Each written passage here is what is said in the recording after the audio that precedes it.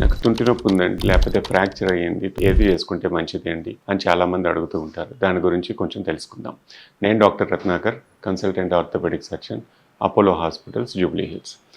తుంటి ఫ్రాక్చర్ సర్వసాధారణం. చాలామందికి 70 ఇయర్స్ కానీ ఇంట్లో పడిపోయాను, బాత్రూమ్కి వెళ్ళేటప్పుడు పడ్డానండి, లేదా నీళ్లు ఉన్నాయి చూసుకోలేదు అన్న ఒక ఏజ్ తర్వాత హిప్ జోన్ అన్నది బాల్ అండ్ సాకెట్ దగ్గర చాలా కామన్ ఫ్రాక్చర్. ఈ ఫ్రాక్చర్ వచ్చినప్పుడు చాలామంది వెంటనే తీసుకొస్తారు.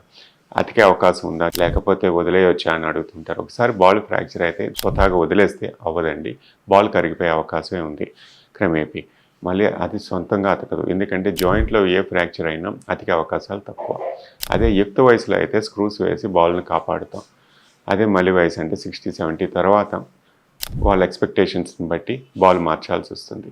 70 ఇయర్స్కి నాకు పెద్ద యాక్టివిటీ లేదండి, ఇంట్లో తన పనులు చేసుకుంటే చాలు, లేకపోతే వేరే ప్రాబ్లమ్స్ ఉన్నాయి అతనికి అన్న వాళ్ళకి పార్షియల్ రీప్లేస్మెంట్ అంటే బైపోలార్ ఆర్థ్రోప్లాస్టీ అంటాం. సాకెట్ చేంజ్ చేయకుండా ఓన్లీ ఒక సైడే చేస్తాం. వాళ్ళ లైఫ్ ఎక్స్పెక్టెన్సీ అంత ఎక్కువ లేదు, యాక్టివిటీ తక్కువ ఉన్న వాళ్ళకి. బట్ అదే వయసుకి యాక్టివిటీ బాగుందండి, యాక్టివ్గా ఉంటారు, ఎప్పుడు నడుస్తూనే ఉంటారు, ఈ బెడ్ మీద ఇప్పుడే పడ్డారు ఫ్రాక్చర్ అయిన తర్వాత, లేదంటే అసలు చాలా యాక్టివ్ లైఫ్ స్టైల్ అన్న వాళ్ళకి టోటల్ హిప్ రీప్లేస్ చేయాలి. అంటే బాల్ సాకెట్ రెండు రీప్లేస్ చేయాలి. ఎందుకంటే పార్షియల్ హిప్ రీప్లేస్మెంట్ వల్ల సాకెట్ కూడా పడే అవకాశం ఉంటుంది. బోన్ వీక్ అయిపోయి సాకెట్ వీక్ అయిపోయింది అంటే మళ్ళీ ఈ బాల్ తీసి సాకెట్ బాల్ రెండు చేంజ్ చేయాల్సి వస్తుంది. అది మళ్ళీ ఇంకో ప్రక్రియ. సో యాక్టివిటీ ఎక్కువ ఉన్న వాళ్ళకంటే టోటల్ హిప్ అంటే బాల్ సాకెట్ రెండు చేంజ్ చేసుకోవడం ఉత్తమం. ఎందుకంటే రెండు వైపులు వేర్ అండ్ టేర్ తగ్గించే అవకాశం ఉంటుంది. చాలామంది అడిగే క్వశ్చన్ ఏంటంటే ఏ వయసులో చేయించుకోవాలి. ఇప్పుడు కోవిడ్ వచ్చిన తర్వాత వాస్కులర్ నెక్రోసిస్ అని చాలామందిని చూస్తూ ఉంటాం. బాల్ పాడైంది, చిన్న వయసు అయినా. దానికి ప్రత్యేకంగా ట్రీట్మెంట్ అంటూ ఏమీ లేదు. కాల్షియం సప్లిమెంట్స్ కానీ బ్లడ్ థిన్నర్స్ కానీ ఇస్తూ ఉంటాం. లేకపోతే కోర్ డీకంప్రెషన్ అంటాం, ఇది కూడా తాత్కాలిక ప్రక్రియ.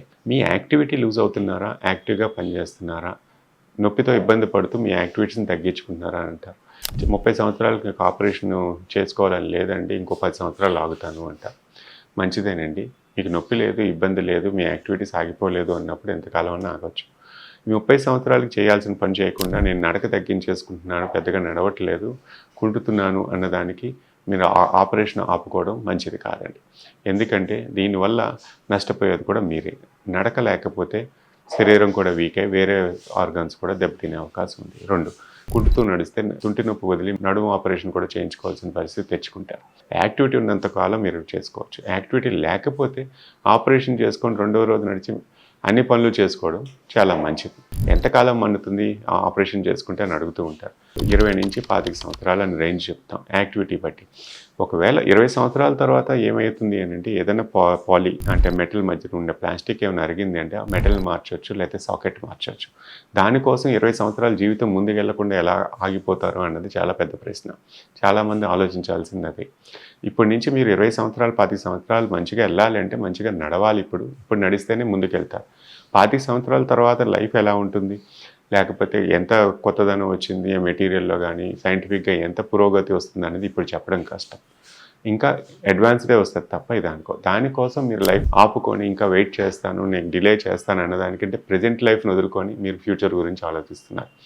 ప్రజెంట్లో యాక్టివ్గా ఉండి ముందుకెళ్తేనే ఫ్యూచర్ మీకున్నారు, లేకపోతే ఫ్యూచర్ కూడా కష్టం అవుతుంది. అంటే వేరే ప్రాబ్లమ్స్ కూడా వచ్చే అవకాశాలు కూడా ఉన్నాయి. దాని గురించి కూడా ఆలోచించుకోవాలి. ఇప్పుడు వచ్చే అప్రోచెస్లో చాలామందికి ఏంటంటే యాంటీరియర్ అప్రోచ్ డిఏఏ అని చేస్తున్నాం, మినిమల్ ఇన్వేసివ్. దీనివల్ల ఏంటంటే కాల్ ఫ్లెక్సిబిలిటీ కానీ, కింద కూర్చొని లేవటానికి కానీ, కాలు హోల్డ్ చేసుకోవడానికి కూడా చాలా అవకాశాలు ఉన్నాయి. డిస్లొకేషన్ రేట్ కూడా చాలా తగ్గుతూ ఉంటుంది. సో దీని గురించి ఇబ్బంది పడకుండా మీకు అవసరమా లేదా, డిలే చేస్తే వచ్చే నష్టాలు ఏంటి, ఎటువంటి ఆపరేషను, ఎటువంటి మెటల్ వాడాలి అన్నది మీ డాక్టర్ తోటి డిస్కస్ చేయడం చాలా ఉత్తమం అండి.